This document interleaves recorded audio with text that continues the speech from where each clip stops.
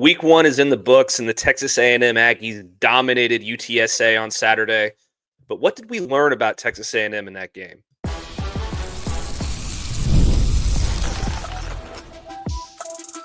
You are Locked On Aggies, your daily podcast on the Texas A&M Aggies, part of the Locked On Podcast Network, your team every day. Welcome in. You are Locked On the Texas A&M Aggies. I am your host, Matt Galatzan, publisher of Texas A&M Aggies on SI. Thank you for making Locked On Aggies your first listen every day. Part of the Locked On Podcast Network, your team every day. Today's episode is brought to you by Game Time. Download the Game Time app, create an account, and use code LOCKEDONCollege for $20 off your first purchase. Harrison, game 1 is in the books. Texas A&M dominated UTSA 42-24, I believe was the final score. It wasn't pretty the whole way throughout. There was a little bit of heartache there at the beginning with the run defense, and UTSA was able to move the ball a little bit here and there. But overall, this is one of the few games from the weekend that I really expected, or that really went the way that I kind of expected it to go. So we're going to break down that game, bring you guys what we learned from the win. We're going to tell you who stood out, and then we're going to close the show out with a preview of this upcoming weekend's game against the Utah State Aggies. But Harrison, first, overall, I was pretty happy with the way that Texas A&M played. I thought that they dominated in most phases of the game. The running, the run defense was a little bit of an issue, obviously, which is something that they still need to prioritize. But overall, I was really impressed with Marcel Reed in the passing game. I was really impressed with the new transfer wide receivers, and we're going to dive into all that. But, there is a lot to like about what A&M did on Saturday. Yeah, absolutely. I mean, just from the jump, I think the biggest thing that stood out to me, Matt, was just the team's speed on offense. They got some burners. And I know we've talked about it. I know we talked about it in the preseason with Craver and Concepcion.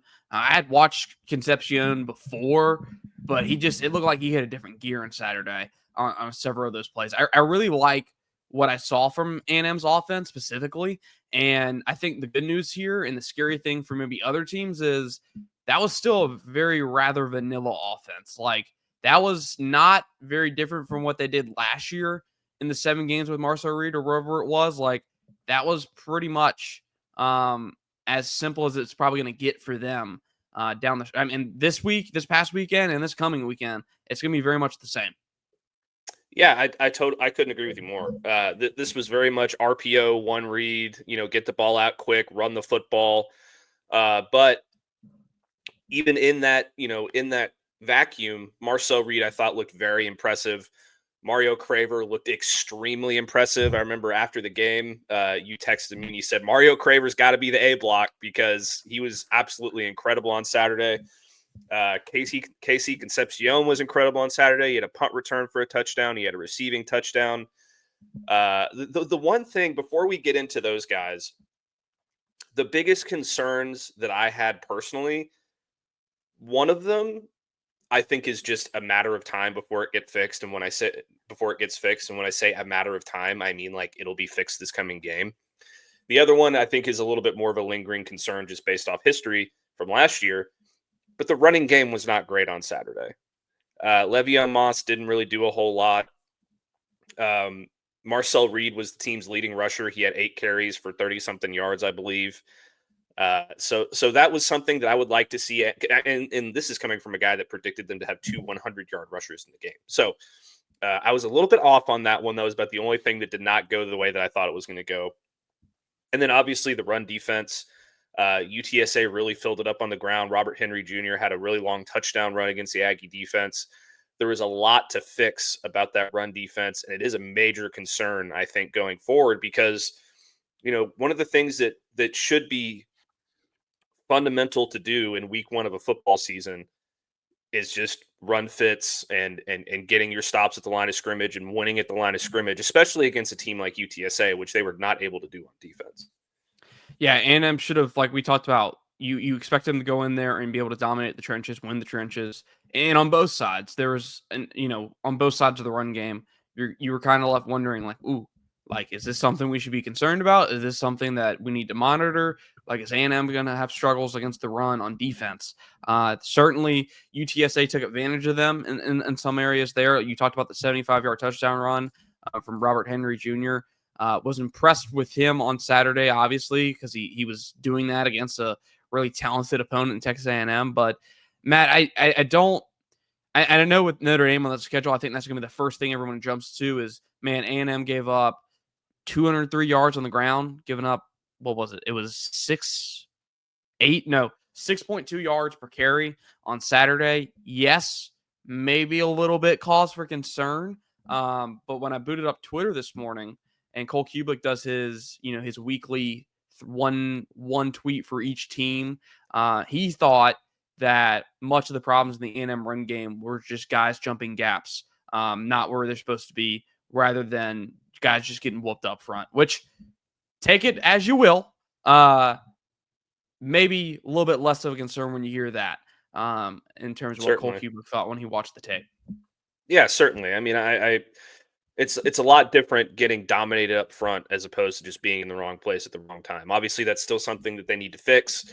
And I think it's something that they are going to get fixed. That's what game one is for, typically, unless you're Texas and Ohio State and you're just coming off the top rope with the biggest matchup in the history of college football on opening day. But typically, week one is a tune-up game where you see what you have and then you kind of fix that going forward. I think they're going to do that this weekend. But the running game thing for me on the offensive side, it's not that A&M couldn't run the football. It was quite the opposite, in fact. I mean, they had 110 yards on the ground. Ruben Owens only carried the ball 5 times. He had 37 yards, averaged 7.4 yards per carry. 30 of those yards came on one run, however. Le'Veon Moss only carried the ball 3 times. He had 19 yards. 12 of that came on one run. And of Marcel Reed's 39 rushing yards, one of them came on a 17-yard gain. So it was a lot of chunk stuff. It wasn't really consistent for my liking. But I think I'm just being a little nitpicky. I think that stuff's going to even itself out as we go forward this weekend to UTSA, but that's going to be something to keep an eye on at least. But yeah, I mean, Robert Henry Jr., 16 carries for 177 yards, 11.1 yards per carry, 2 rushing touchdowns, along of 75.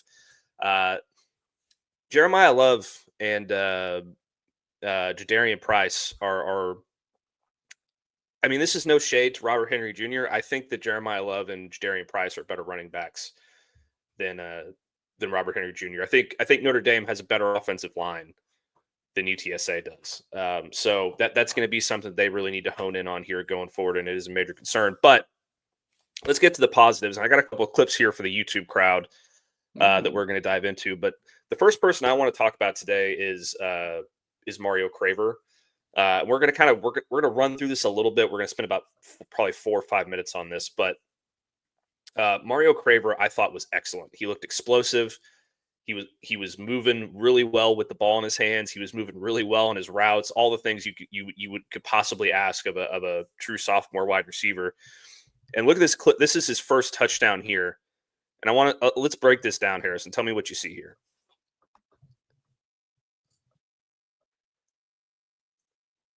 I mean, the way he's moving without the ball, and it's a little bit of a low throw by Marcel, but he's still able to bend down, pick it up, and scoot into the end zone and get around the defenders. That's just very impressive to me right there.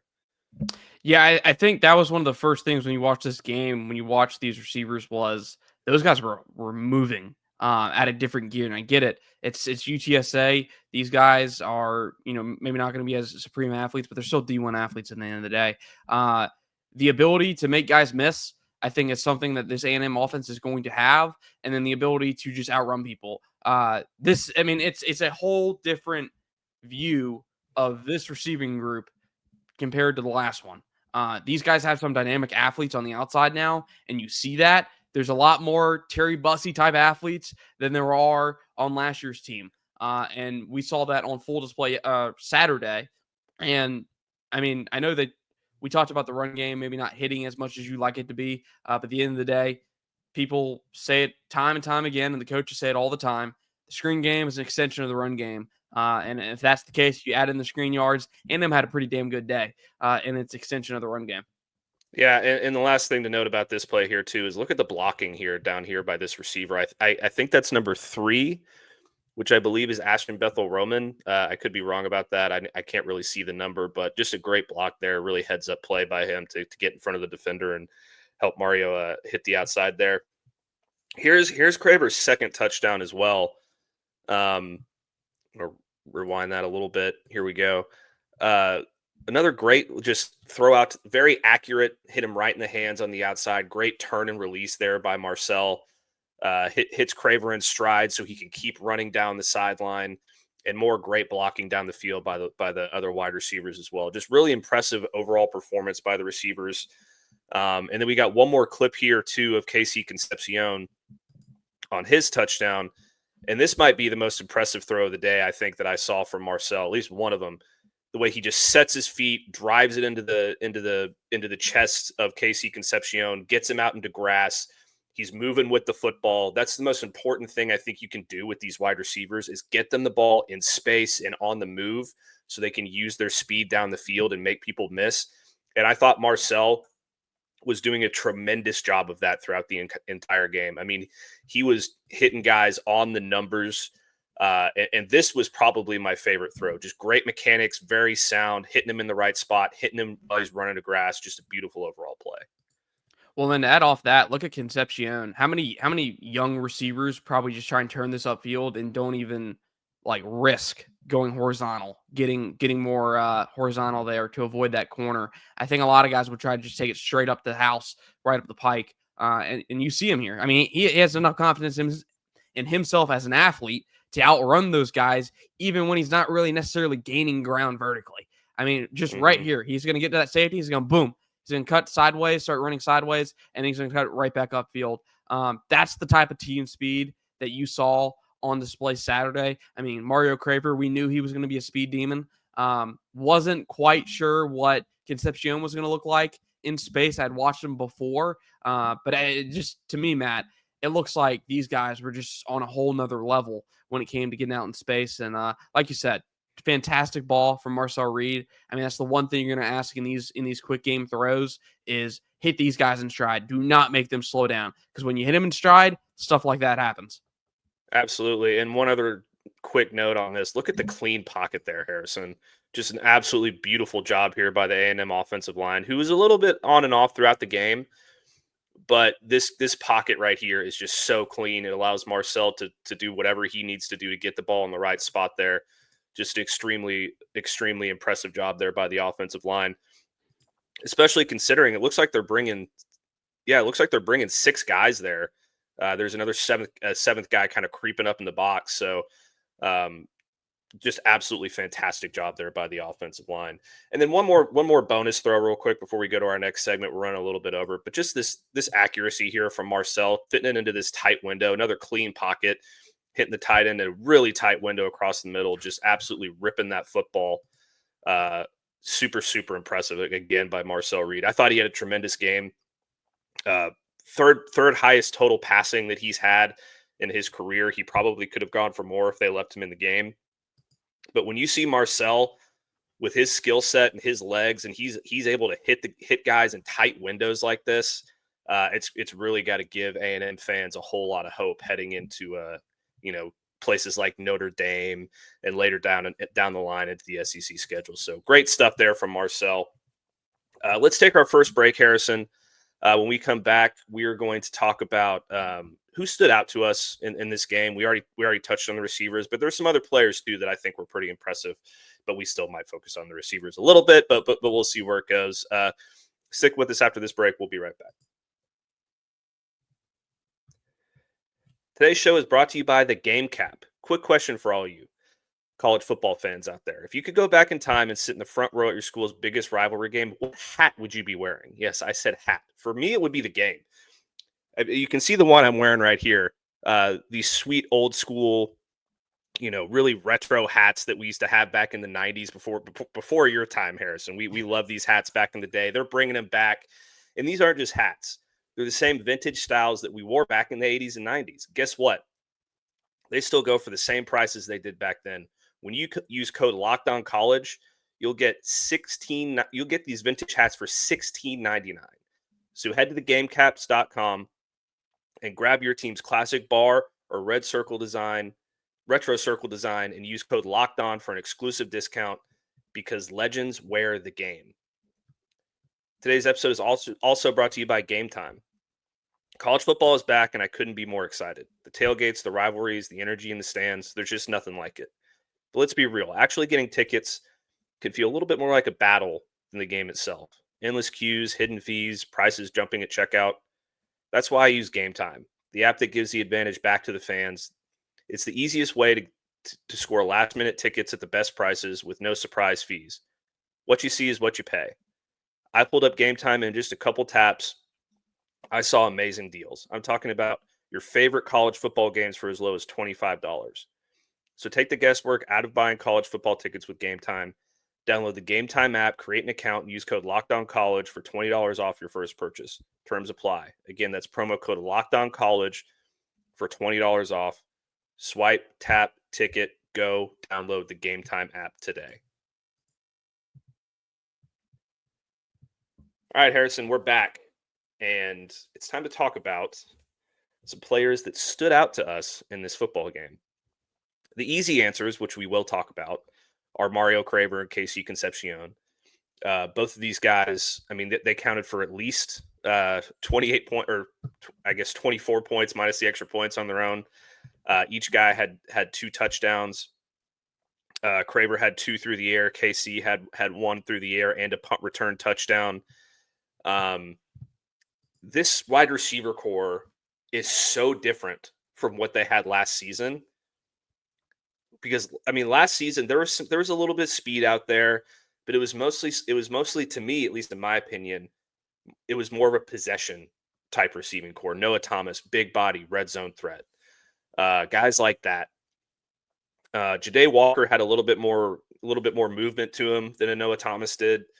Jabre Barber was like that as well. But this is got to be the most explosive receiving core that I've seen A&M with in quite some time. I don't know how far you'd have to go back to find one like this before, but what this receiver core was able to do, and again, it is UTSA, but this is the kind of stuff, and we showed you the clips already in the first segment, this is the kind of stuff that is really going to help you out in the SEC when you've got speed all over the field. You're going to need to get the ball out quickly against these linebackers and these defensive backs in the SEC and against Notre Dame. I think that this wide receiver core is built extremely well to be successful in the SEC. Yeah, I mean, we talked about the team speed earlier and the speed these guys have. I mean, that's speed kills, they say. It's the one thing you really can't teach. And I think in terms of this offense, in terms of Marcel Reed and where his strengths are, I don't think you're going to be very much of a, like, you watch Texas, you watch Arch Manning. It felt like Texas' offense was really looking for the kill shot at several times, looking for the deep ball. I think with Marcel Reed in this A&M offense, well, yes, you're going to want to go hit those explosive 20-yard or more deep balls. I think you're going to want to work the short to intermediate passing game where you can let him sit back there and be decisive and rip the football with confidence and hit those guys in stride and let them go do the work after the catch. Mario Craver, we talked about it a few weeks ago. We were curious, like, what does he look like in more of a pro style offense? One that's not really, a deep choice, more pro style. He looked pretty damn good. He looked more like a complete receiver this week than he ever did probably at Mississippi State running kind of more of a gimmicky offense. But yeah, I was impressed with the receivers. They're obviously a question mark that we had coming into the year, considering all the transfers. But in terms of outside of them, Matt, I think you probably have to start here in terms of talking about the A&M defense.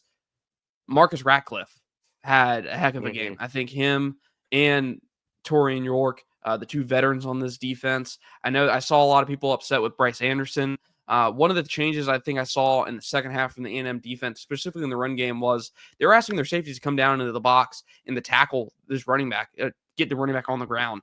And they did that both pretty well. But Ratcliffe had 2 pass breakups, had a TFL, along with 7 tackles, only behind the aforementioned York in terms of total tackles on Saturday. Really good sign for the A&M secondary that one of their more senior veteran players, more experienced players, had a pretty good day himself. I was impressed with what I saw from Ratcliffe. I think it bodes well that we are done with this game and we're not talking about how A&M struggled to stop the pass. Yeah, absolutely. Ratcliffe almost had a pick there as well. He just bounced out of his hands, I believe, on the sideline there, and he was pretty visually upset about it. I think he thought he should have had that one, but he played fantastic. The A&M pass defense as a whole, I thought was great. Owen McCown completed 19 of 32 passes, but only for 121 yards, 3.8 average per completion, no touchdowns. Their leading receiver was David Amador, who had 3 catches for 41 yards. Devin McEwen had 6 catches, but he only managed 33 yards. So a lot of good stuff there. They also really did a great job, I thought, in the screen game, holding Robert Henry 3 catches for -9 yards. And you get anytime a guy has multiple catches and he's got negative yards, that's pretty dang good look on your defense there. So I was really impressed with that. And then I thought Torian York was great as well. Both of the linebackers I thought were pretty good throughout the day. They combined for 13 total tackles and a couple TFLs. So good stuff there from them. But I'm going to go back to another thing that we talked about in the first segment. I'm not trying to be repetitive here, but in my opinion, I thought the most impressive thing that I saw all day outside of the receivers was the guy that was throwing them the football. Marcel Reed looks like he has taken a massive step forward in the passing game in terms of just his footwork, the precision, the way that he's moving in the pocket. He's not doing too much. It's everything that I really talked about over the summer that I thought he needed to improve. It looks like he's really made strides in pretty much all of those areas. He's ripping the football. He's hitting guys in the numbers. He's getting them the ball, in space, and they're running to grass and they're making plays. And it's just really, really good stuff from Marcel Reed, at least in week 1. Can he do it throughout the entire season? That remains to be seen. But in week 1, if it wasn't for the way that Mario Craver and Casey Concepcion played, like if they weren't able to make as much, get as much explosiveness out of their receptions as they were otherwise, Marcel Reed probably would have been my player of the game. Yeah, absolutely. I mean, he looked more comfortable in the pocket. He looked more comfortable with the passing game. He looked confident. You didn't see him double clutching the ball very often. When he made a decision, it was with confidence. It was with decisiveness. That throw to the tight end that you showed just a few minutes ago, one of the more impressive throws to me of the weekend from him, just because of how tight that window was. And he really, he let that thing rip. I know people talk about how his release, in terms of how he releases the football, it kind of goes down instead of going up when he gets set to throw. Kind of throws off kind of maybe the timing in terms of it could be a little bit quicker, a little bit cleaner. But it certainly doesn't affect how much juice he puts on that football. And shout out to the tight end for making him look even better by bringing that down, even though he had to take some content right after he caught that ball. But yeah, that was, I think, you definitely have a conversation anytime your quarterback throws for 4 touchdowns with no turnovers.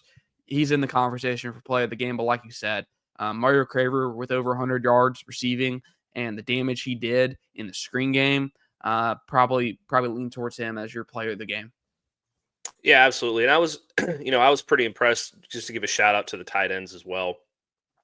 3 catches for 23 yards and a score from Theo Melanostrum. Amari Nyblack had a catch for 23 yards. Nate Borkircher, 2 catches for 17 yards. He was the one that got that ball across the middle in the tight window and did a great job of holding on to that. So good overall showing from the tight ends as well. It looks like Marcel Reed has all the weapons that he could possibly need on this offense to be successful. It was a little bit of a slow start for A&M in terms of this game went exactly how I said it was going to go last week. For the most part, I predicted a 45-20 score. It was 42-24. I said UTSA was going to hang around in the first half. It was going to be a tight one going into the locker room, and then A&M was going to take, kind of pull away in the second half. That's exactly what they did. So great job by the Aggies overall. I was really impressed. And let's also talk about the edges, Harrison. I know you were super impressed with the edge rushers. Yeah, Cassius Howell, man, looks the part. Looks absolutely the part. You can tell that he put on some weight. And really, the reason that I think we want to talk about this more than anything right now, even though they had just 1 sack on the day, which, hey, I get it. You probably expect a little bit more. But UTSA did a great job of getting the ball out quickly. But the main reason I want to bring this up is Notre Dame got dominated in stretches of that football game off the edge. Ruben Bain had an impressive day. Now, I don't know. I think Ruben Bain's going to be a top 10, top 15 draft pick in the NFL draft. I don't know if A&M has a first-round draft pick off the edge right now, but if you're A&M, you're probably licking your chops through Cassius Howell to get a chance to go prove yourself against that Notre Dame offensive line that really did struggle against a really good pass rusher in Ruben Bain, but it wasn't just Ruben Bain. It was that Miami defensive line as a whole. And I think you look at Cassius Howell, I think TJ Searcy is probably going to be his running mate majority of the time, but A&M has a lot of options in that edge room, just like they do at receiver. It's going to be about finding the best pairing and who gets after the quarterback the most effectively and also quickly, because you only get about 2.5 seconds to get after that quarterback in today's world. Yeah, absolutely. Especially, with the quick nature of college football. You see it from Marcel Reed in this game. Get the snap, make your read, go. There's so much of that RPO quick stuff in today's game. So it's going to be incumbent upon these edge rushers and Carson Beck, who is extremely well considering he was at Georgia the last couple of years. He's probably not going to do as much of the RPO stuff as Marcel Reed. He's not exactly a mover with his legs. But he can get the ball out super quick. So this is a guy you're going to have to get after very fast. You're going to have to win your battles at the line of scrimmage very quickly. Ruben Bain was able to do that very well. Miami's other edge rushers were able to do that very well. That's going to be something to watch in this game, and it was very impressive to me the way that they were able to do it against UTSA in this game. Even though the sack numbers weren't there, the pressure was there. And that can be just as important as a sack. I mean, you get a guy off of his platform, you make him do something different, get him uncomfortable. That can make all the difference. Look at Arch Manning against Ohio State. He looked very uncomfortable. A lot of that was because of Caleb Downs, but the Ohio State defense did a really good job in that game as well, just overall kind of throwing him off of his game. Anyway, let's move on to the next segment real quick. Then we're going to close out the show. We're going to preview next week's matchup against Utah State. We're going to talk about it all week, but we're just going to give you guys kind of a quick analysis of what we think is going to happen in this football game coming up. So stick with us after this break, and we'll be right back.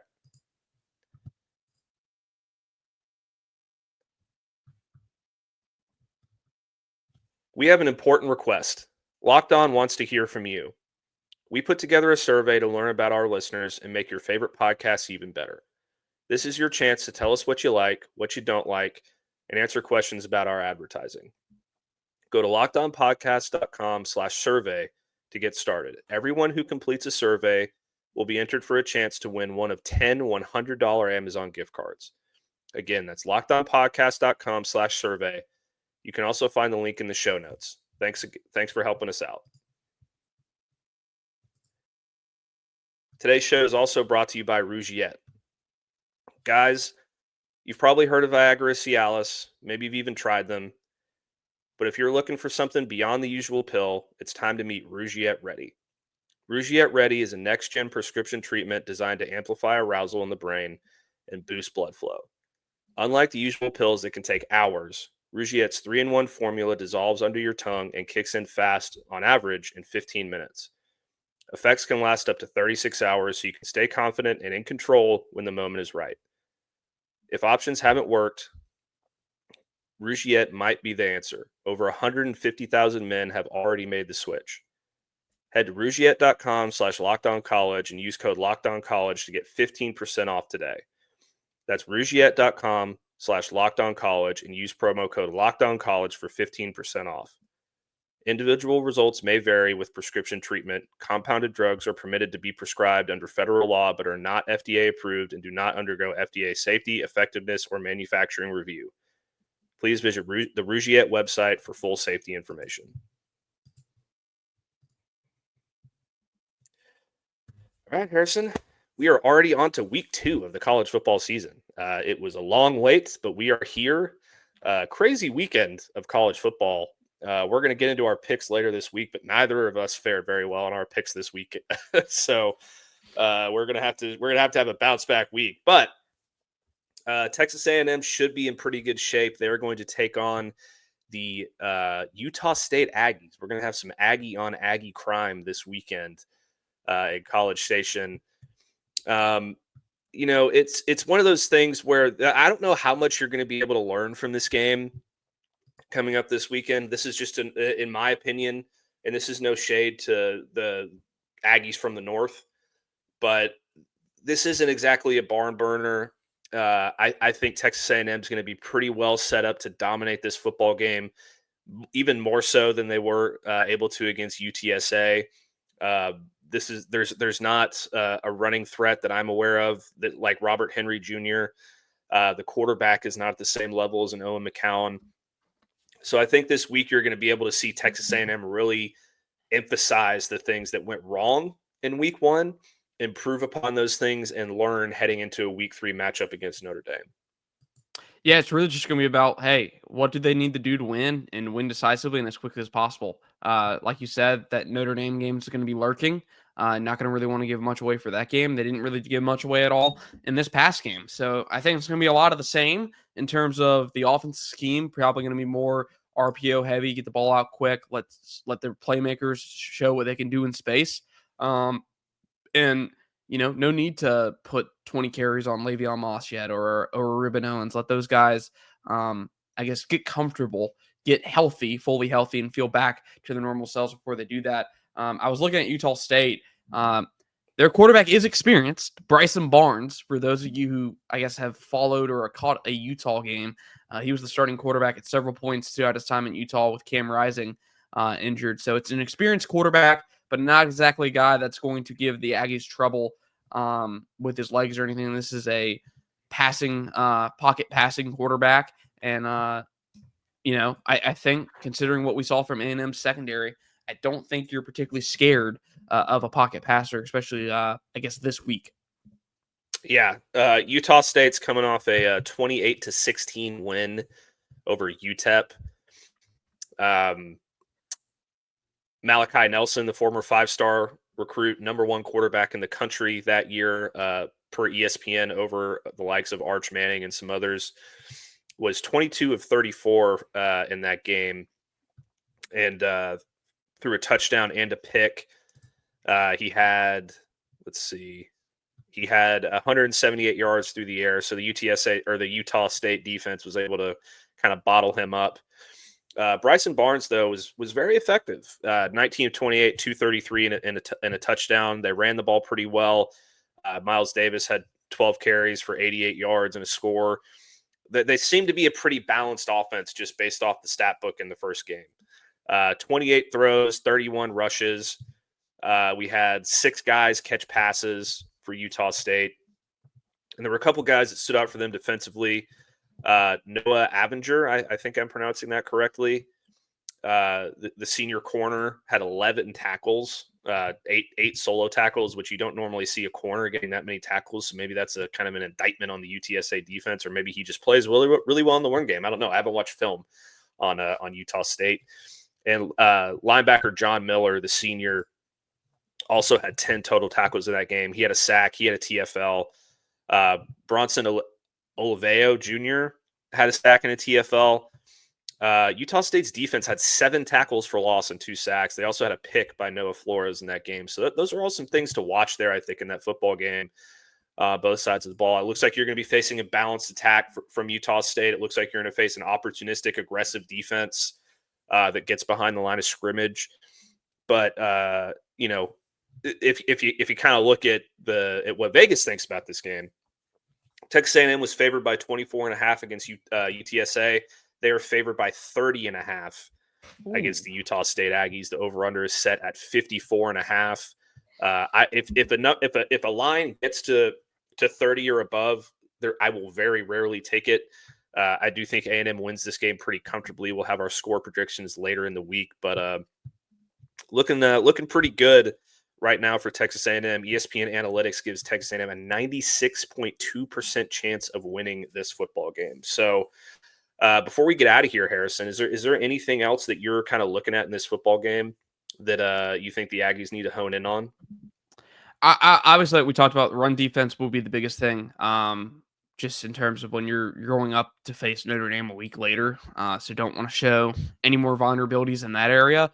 Not that Notre Dame will look at this and say, we can do this better against them or so and so. But it's just another opportunity in terms of A&M going out there to get their feet under them and get ready for that big game. Matt, I did just check. ESPN Bet has the Irish as a 6.5-point favorite right now against A&M in week 3.